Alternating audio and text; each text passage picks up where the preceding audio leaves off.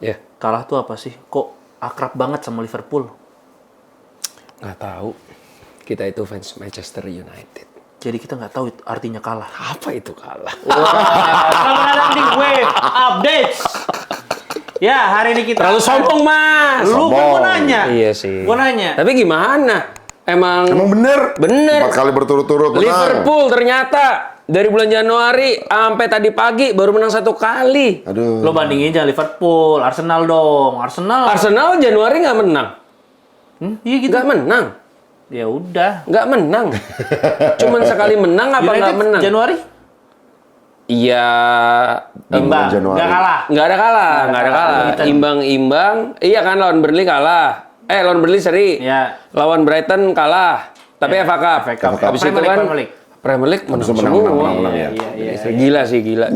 Dan salah satu yang mencuat di skuadnya United saat ini adalah Kobbie Mainoo. Kobbie Mainoo. Kobbie Kita nggak Mainoo. tahu apa yang Gila. terjadi sama Kobbie Mainoo yang tidak terpakai di sistemnya Amorim, Yes. tapi akhirnya keluar Kepake banget. potensialnya di eranya Carrick. Michael Carrick. Di Carrick Ball Iya, ini, Carrick bahkan Ball. Carrick bilang, gue tuh melihat Kobbie Mainoo tuh potensinya besar banget gitu, Iya. ceilingnya tinggi. Cuma nggak memang dikasih nggak dikasih kesempatan. Ya, Agak disentil juga tuh. Nah. ya, mungkin memang Amorim sistemnya tidak membutuhkan pemain seperti Kobbie Kobbie Mainoo. Mainoo, Mungkin dia betul. pengen punya engine room yang benar-benar dinamis dan powerful. Iya. Ya, Nah, gimana kalian melihatnya? gimana kalau menurut kalian kalau gue sih Gua nanya gimana juga dia.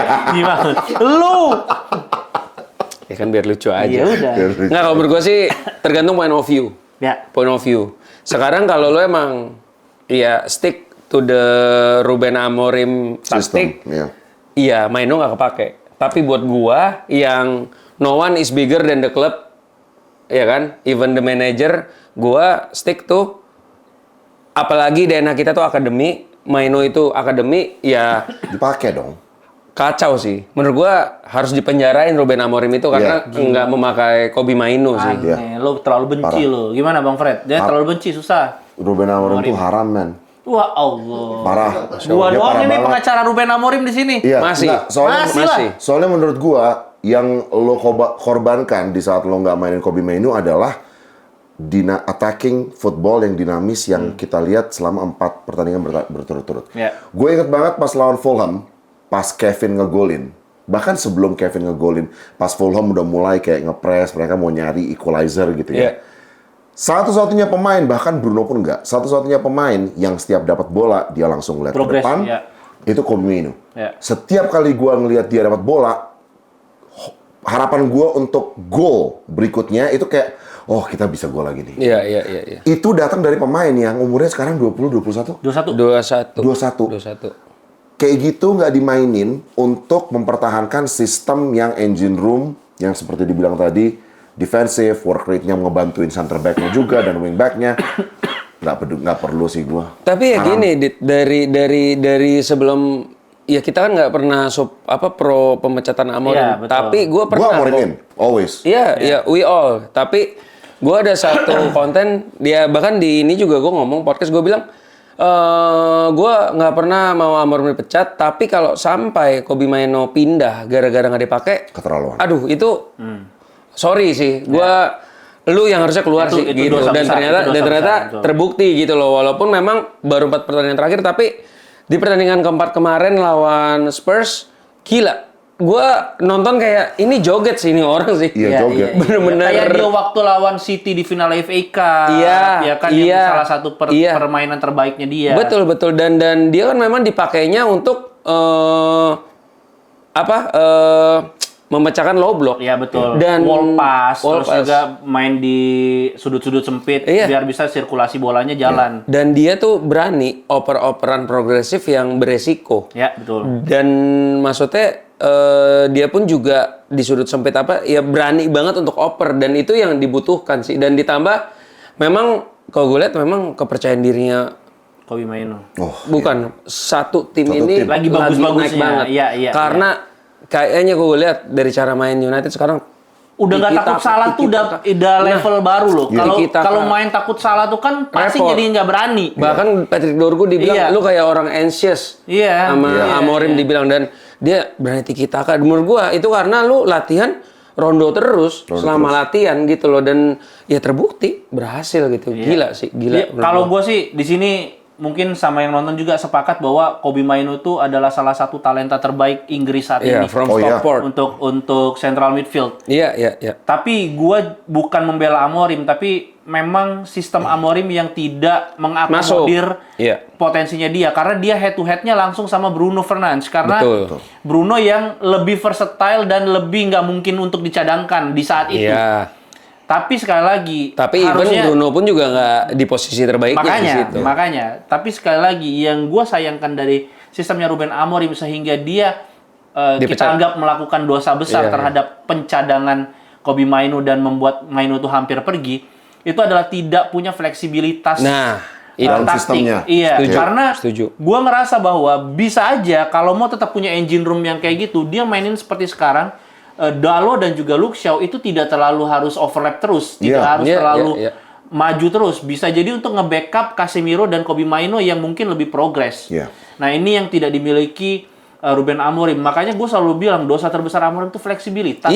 Itu doang. Apa ternyata boleh lah lu mau pakai 3 back seumur hidup lu nggak apa-apa, tapi kalau itu udah mentok lu pakai cara lain lah. Dan dikasih waktu lama loh. Iya, dan pemainnya itu tuh menunjang dia mau main kayak apa aja gitu. Karena ini kualitinya untuk first team ya. Kita nggak ngomongin kedalaman squad karena waktu AFCON dan pemain cedera habis kerasa. Maksudnya itu juga gua nge-backup Amorim tuh kayak Amorim juga susah itu di saat AFCON dan cedera pemain. Ambumo, Ahmad, Mazraoui itu Kunya kan juga sempet. Dan kemarin ada satu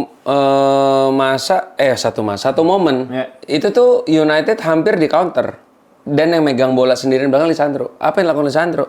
Dia nahan itu bola sambil mundur, menunggu Maguire mundur sama yang untuk build up lagi. Itu ketenangan sih menurut gue. Makanya ketika di era Amorim dulu yang mungkin memang mentalnya juga lagi hancur semua pemain ya, itu pasti akan clearance asal buang dan nggak tahu itu jadinya bolanya hilang gitu. Itu kan yang sering kita lakukan. Second ball kita tuh dari dulu tuh kayak anjir kok sekarang bagus banget. Gila ya, kita kayak susah banget dapat second ball gitu. Gimana caranya kita bisa build up kalau second ball kita tuh nggak pernah dapet. Ya ini kalau menurut gua tadi kepercayaan diri, sehingga mungkin bukan cuma Kobbie Mainoo, ini seluruh elemen pemain juga lagi naik-naiknya. Lagi enak-enaknya gitu, mau ngoper mau itu berani gitu. Ini membuat Mainoo jadi lebih bersinar gitu. Kalau kemarin kan mungkin semuanya juga nggak bisa mendukung Kobbie Mainoo gitu. Jadi nggak bisa nge-backup Mainoo-nya jadi nggak keluar gitu. Tapi menurut kalian melihat Kobbie Mainoo yang seperti ini, layak nggak dia masuk ke timnas Inggris Piala Dunia? Untuk 4 pertandingan ini aja deh. Gua lagi mau bikin konten, please cek Instagramnya United Wave. Gua bakal bikin case kalau dia itu bukannya seharusnya dipikirin lagi. Hatam harus masuk ke squad Inggris. Tapi bias nggak kita sebagai fans United? Yang pasti bias. Karena menurut gua sekarang 3 pemain Inggris yang ada di Manchester United seharusnya masuk timnas Inggris. Maguire, Luke Shaw, Mainoo.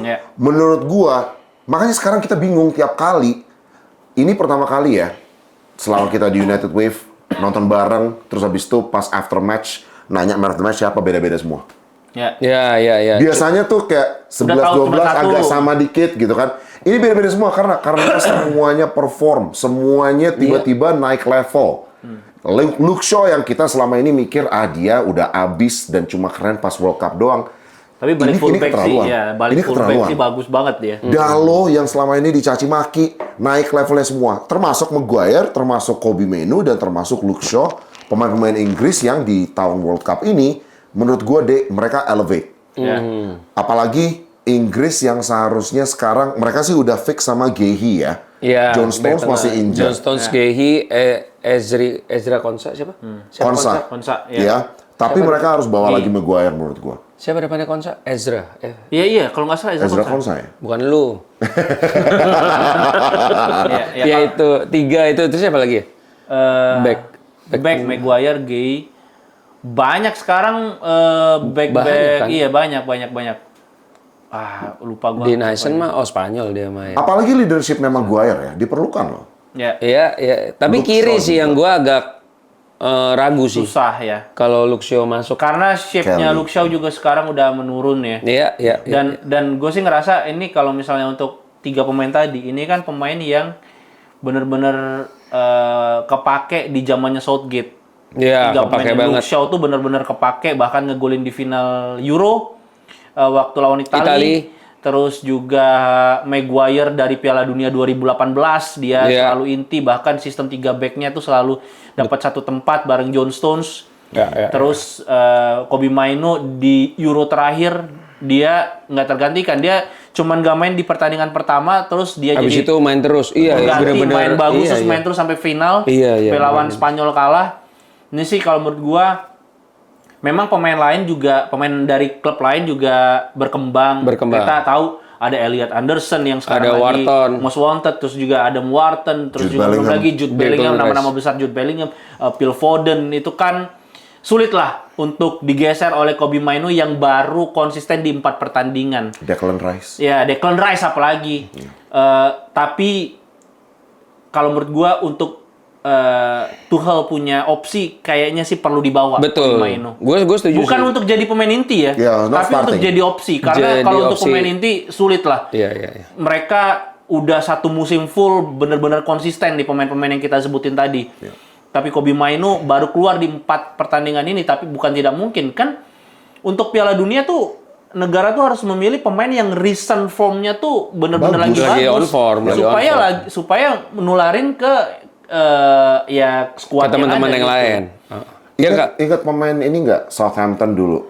Ricky Lambert Ricky atau Lambert. Adam Lambert ya? Ricky Lambert. Ricky Lambert. Adam Lambert penyanyi. Yang This is what we dream Oh iya, about. bener-bener. Ricky Lambert. Ricky Lambert. Itu kan dia waktu itu sempat masuk timnas Inggris juga. Iya. Banyak iya. yang Gara-gara bagus banget waktu Betul. itu di Southampton akhirnya masuk timnas Inggris. So yeah, it's based on form, bukan based on kasta atau apa. Iya, Tapi iya. formnya Kobbie Mainoo seperti yang gue mention tadi, dia tiap kali dapat bola. Maksudnya di satu tim yang ada Bruno, Mbumo, Cunha, Kobbie Mainoo setiap kali dapat bola di tengah itu, gua tuh nggak sabar nunggu dia ini mau ngapain sih. Iya. Dia mau fake kah? Dia mau tiba-tiba long pass switch of play? Dia mau short pass? Dia mau true pass? Dia mau ngapain nih sekarang? Dia exciting dan dia pemikirannya selalu progres ke depan, dan itu yang gue suka. Manchester United DNA, man. Iya, Kita nggak main iya. ke belakang, nggak main ke samping. Ya, main jadi ke kita Ke- ada apa? Iya, kalau menurut gue sih Kobbie Mainoo kalau misalkan ya so far kan masih 25 pemain ya. Ya. Ya, kalau dia masuk itu jadi pembeda, tapi kalau misalkan slotnya 30 gue rasa Mainoo Dapat ya. Harus dapat lah. sih. Ya, Harus gue sih kuncinya adalah di sisa musim ini dia benar-benar harus konsisten dan jangan kerja keras cedera sih. ya. Jangan cedera. keras. Aduh, Ya, please jangan cedera. sih. Ya, itu sih. Nah, Dan ini apa? Dan apa maksudnya kayak kalau kita ngomong ya it's Carrick, you know, sebetulnya ya di belakang dia tuh ada Steve Holland yang memang jadi pembeda sih. Asistennya ini yang memang jadi pembeda karena Steve Holland ini di Kayak Chelsea McPhillan ya berarti ya? Kayak Hah? McPhillan. Iya, asistennya. Iya. Steve Holland ini dulu jadi asistennya Gareth Southgate Yap, Di timnas. Inggris. di timnas. Kita jadi Terus di semifinalis Chelsea. apa finalis gue lupa. Terus di Chelsea dia Canio. 2010 jadi asistennya Carlo Ancelotti. Chelsea menang. Roberto Di Matteo 2012 Chelsea menang UCL. ya. Terus Conte sama Jose Mourinho di Chelsea dia juga jadi asistennya dan di musim itu juga Chelsea menang gitu. Jadi Premier League ya? memang ya ini orang memang hebat sih. Gua waktu Jadi otaknya lah. Gue pernah lihat video dari fans Chelsea. Dia bilang, di saat Chelsea menang semuanya, di saat Chelsea maksudnya perform lah bagus gitu, ada Steve Holland. Iya. Dan Steve Holland itu, kan kayak kemarin Ruben Amorim, dia masuk ke Manchester United, dia bawa grupnya. Yes. Ya kan? Dia bawa timnya sendiri. Gerbongnya ya. Steve Holland di Chelsea, itu adalah yang namanya club hire. Bukan di-hire sama coach, Ya. itu di-hire sama manajemen Chelsea, ditaruh di situ, coachnya masuk, dia yang tetap day-to-day practice setiap hari, rondo-rondoan, drill apa segala macam, itu yang ngeset si Steve Holland. Makanya Steve Holland pas di Chelsea itu adalah salah satu aset yang sangat besar banget dan gak dilepas-lepas bertahun-tahun setelah itu sampai akhirnya dia mau jadi pelatih sendiri di Yokohama. Yo, Di dia Jepang. seperti pelatih ini Sandy Walsh. Ya, Iya. ya. Dan Steve Holland ini kalau kalian main Football Manager itu cukup salah satu asisten pelatih yang bagus. Reputasinya bintang 5. Iya. Dan ini kan berarti kita tahu lah di sepak bola modern tuh ada the face off dari tim coach. Yep.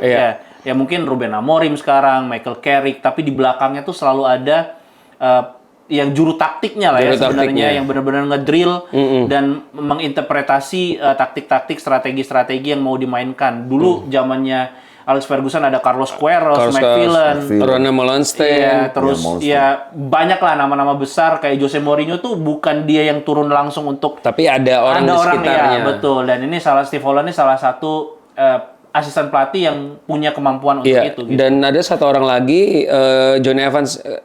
Johnny Evans itu kan bantu di defending, tapi ada yang bantu dia yang buat set piece-an. Tapi dia bukan set piece coach. Dia tuh analisis data.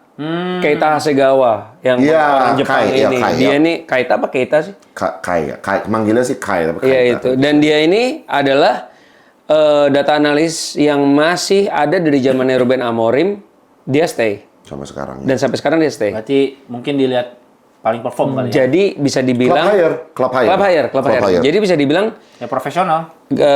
iya memang kan semenjak Ruben Amorim kan terakhir sering juga gol lewat set piece kan. Dan kalau kemarin golnya United ke gawang Spurs set piece itu ya Textbook sebetulnya banget. bukan karena edit, bukan karena latihan malah edit. Narasinya berdasarkan data dari Keita Hasegawa ini. Iya. Gitu. Jadi data yang menunjukkan bahwa Spurs tuh defending set piece-nya seperti apa. Iya.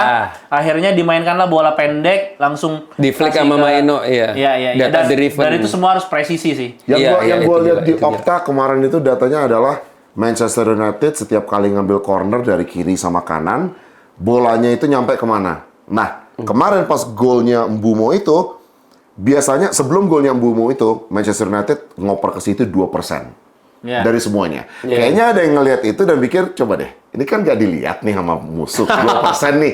Yuk kita bikin yuk set sesuatu di situ dan itu dibikinnya sama Johnny Evans dan juga sama Keita Hasegawa Keita ini. Hasegawa. Terakhir gol kayak gitu kan kalau gua nggak salah inget, kalau yang saya ingat gua Daley Blind lawan Liverpool kalau Tapi nggak bukan salah. corner seingat gua. Set piece. corner apa? Free kick ya antara Free itu kick ya seingat gua. mirip-mirip gitu kan. Iya, Ya tahu kan lu Daley Tahu, Blind yang tahu, itu. tahu, Ya mirip-mirip tapi keras kalau Daley Blind. Iya, Ya. kalau ini Kencang dan benar-benar pojok. ditaruh Ini doang. taruh doang, benar-benar. Dan itu kalau lu nonton ulang lagi, itu Kobe mainnya tuh Lari dari kiper. dari sini. Enggak, dari dulu, sebelumnya scanning dia dulu di dia. sini, muter ke belakang, Iya. ke kiper Oh, iya, maju Narik, gini. narik, Iya, narik iya. kayak gila Kayak sih itu. ini debt collector narik motor. Matalang ya Mas ya, matalang Ya. gitu. Tapi selain Kobe Maino yang juga meningkat kepercayaan dirinya, ada yang perlu kepercayaan diri lagi. Sesko. yaitu Benjamin Sesko. Kemarin satu peluang bersihnya di depan gawang membuat Gregetan. sang Kapten. kapten ya Bruno Fernandes itu kayak geleng-geleng kepala kayak aduh Sesko udah mau Tiduran dibantuin. langsung. Enak banget Mau itu. dibantuin loh ini buat supaya nggak jadi omongan warga Iya, iya. gitu. Ya kan Diomongin mungkin Tio. ini bentuk gua sih bukan bentuk kekecewaan ya, bukan bentuk amarah tapi Karena bentuk- ini MU-nya bentuk- menang untungnya. Ya ini justru bentuk support setiap pemain pengen Sesko tuh Iya. juga bangkit gitu kepercayaan dirinya. Of course. Ya itu kan terakhir maksudnya dia malah sundul Dan udah pelan, kosong loh. kayak Udah nggak "Yaudah lu dijagain." udah nggak ada tendensi harus cetak gol. Iya, Kalau iya, tahan iya, dulu iya. tendang ya Betul, tapi betul. tapi itu ya gimana ya sepersekian detik keputusan tuh harus diambil gitu. Ya, itu menurut gua karena ya masih muda dan belum panas aja sih. Iya, iya, iya. Makanya besok lawan West Ham, gue berharap dia starting sih. Siapa yang diganti? Tapi sebelum itu, Bumo. gue sih ngerasa bahwa ini adalah atmosfer yang bagus ketika Iya. pemain gagal terus kayak semua Yuk, pemain yuk, tuh, yuk, iya yuk, semua gitu, pemain iya. tuh pengen, ayo dong gitu. Terus kayak waktu Patrick iya. Dorgu cetak gol cantik lawan Arsenal, Disuruh selebrasi Betul, berlebih ya, gitu, betul, bukan betul, cuman betul. ketawa-ketawa doang Iya, gitu. iya, Ayo iya, dong, iya, ini bentuk kalian tuh rilis stresnya. Kemarin juga Bruno didorong tuh sama Casemiro. Iya. Untuk Selebrasi ya. untuk celebrate gitu. Dan Meskipun mungkin golnya juga agak-agak sedikit nggak sengaja pertama kan nggak kena Sesko sama Iya, bisa kakinya tuh kan langsung di-cap. nggak kaki sempurna kenanya. Enggak, apa kena Kena shin. shin. Iya, outside. Ya, tapi apapun itu pemosisiannya Bruno bagus. Iya, dan kemarin sempat kembali lagi Zikri. Joshua Zirkzee main. Ini juga menurut gua bisa membawa something yang berbeda Iya, sih. iya, Dia iya, tuh iya. main ditaruh di kanan sempet. Dan ya tapi main bola-bola pendek sih. Bakal kalau jadi mainnya opsi sih. Ya Zirkzee terus juga Bumo sama Mau. bukan satu lagi Kobe Maino itu tuh kan memang peruntukannya mereka tuh mecah low block yang main di sudut-sudut Oh, iya. ruang-ruang Yap. yang sempit lah. Gue gitu. rasa itu bertiga kalau dimainin bagus lah. rondo tiki taka Betul, gitu enak tuh. dari belakang Karena sampai depan kontrol dan gol sentuhannya ya. bagus kan. Bener. Gitu. Cuma gue tuh sempat ada feeling ya, Sesko itu kayaknya tipe pemain yang istilahnya sangat amat kebalikannya sama kayak Ole Gunnar Solskjaer sama kayak Kunya. Panasnya tuh lama banget. Sesko. Karena yang lawan Fulham juga sebelum dia ngegolin, dia kan dapat chance tuh. Yang crossing, terus dia kayak bukan nih. itu udah bersih banget tuh Tiang. headernya. Oh, tiang. Tiang. Bersih banget headernya, dia kayak kurang touch lagi Iya. terus kena tiang bawah. Terus gue kayak aduh, itu padahal udah bisa, itu first touch lu Ya padahal untung dia lo. cetak gol terakhir ya. Untungnya Ya, cetak gol terakhir, untungnya jadi cetak kita gol. forgive. Iya, Cuma iya. kayak kemarin tuh kayak, dude, ayo dong. Itu udah nggak siapa-siapa lagi. Iya. Sesko Gyökeres ngegolin lo ini. Ayo Iya dong. makanya, lu Dua juga ikutan lagi. dong. Dua. Oh iya dua. Gyökeres Gyökeres jadi ngegolin. aja top skor Arsenal sementara. Ganti nama Gyökeres. katanya, jadi Gyökeres. Wih. Gol Gyökeres namanya. Gol keres. Tapi itulah. Ya, tapi ini berarti kita akan fokus ke lawan West Ham singkat aja mungkin kira-kira gimana tactical lawan West Ham kayaknya nggak akan banyak berubah kalau menurut gua. Mungkin Nggak ada Sesko sih. akan dimainin. Kalau Ya, ganti berharap lah. ganti Kunya atau Mbumbo mungkin. Iya, dan bukan mungkin sih, gue pengen lihat Nausar Masraoui main dari awal di back kiri karena kemarin Luke Shaw. waktu kemarin dia main gantiin Luke Shaw. Pretty good. Iya, lumayan bagus dan dia tuh ngasih speed sih untuk masuk ke dalam kotak penalti yang dimana Luke Shaw nggak ada. dia juga attacking minded loh. Siapa? Oh iya, Masraoui ya. Iya. Yang waktu lawan Crystal Palace yang Euro diganti sama Mazraoui. Iya, iya, Tiba-tiba iya, kayak iya. kanannya langsung hidup gitu kan karena Euro agak takut Oh buat iya, maju ke iya. depan, ganti sama Mazraoui tiba-tiba kanannya hidup. Menurut gua sih menurut gua sih sebenarnya Carrick udah lulus tes ya.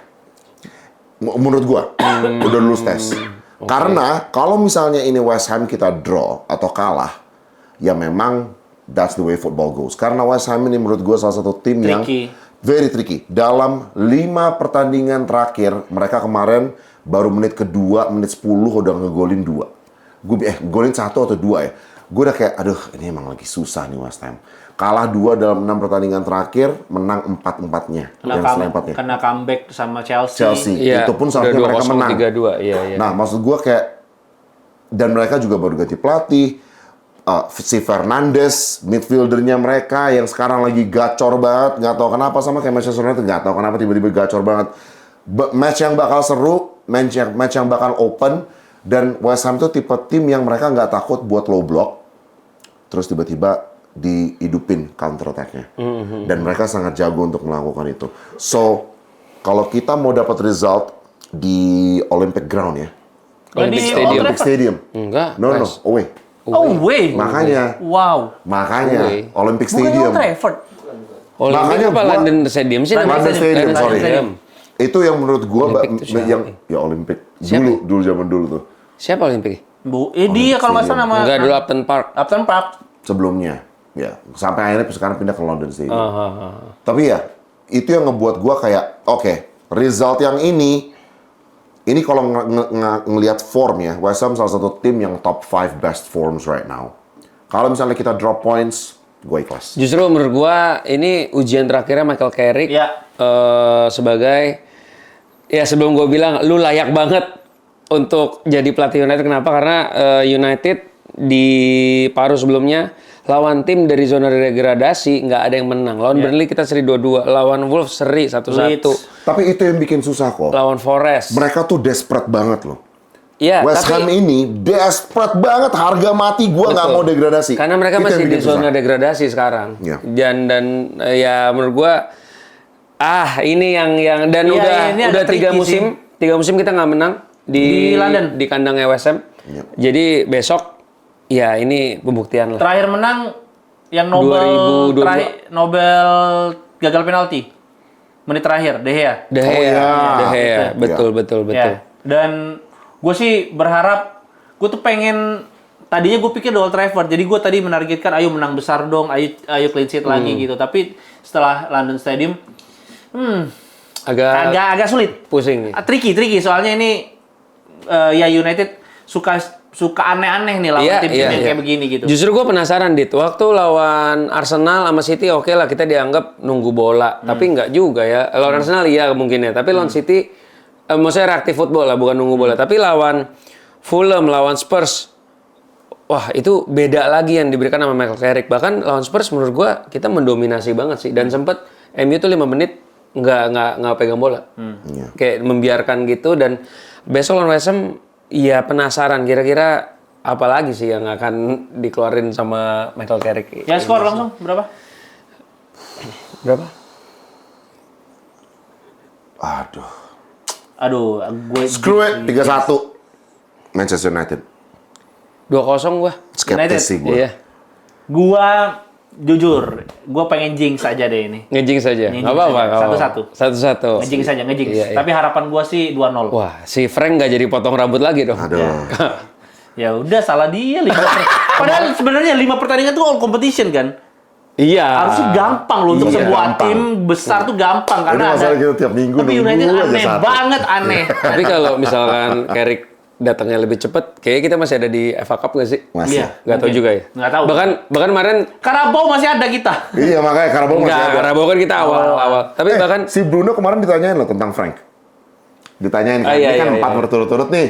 Nanti kalau menang berikutnya kayak gimana? Dia bilang, kayaknya gua juga butuh potong rambut. Gua nggak usah peduli sama orang lain potong rambut dulu. udah mau kayak gitu. Oh, Trying to block the noise, block the noise. Ya udah, menurut kalian kira-kira si Frank itu bakal cukur rambut nggak? Atau menurut kalian skor United versus West Ham berapa? Tulis di kolom komentar. Guys, sampai ketemu lagi di live reaction. live reaction nanti jam 3 ya berarti? Karena Yes. pertandingan 3.15 kita mulai dari jam 3. Ya, dan langsung habis itu review pertandingan. Jadi jangan lupa subscribe, like, comment, dan share United Wave yang sebentar lagi 100.000 subscriber. 200 orang lagi. 100.000 Mantap. followers. Let's go. 100.000 100.000 followers. followers gitu. Ya, terima kasih semuanya. See you. See you guys.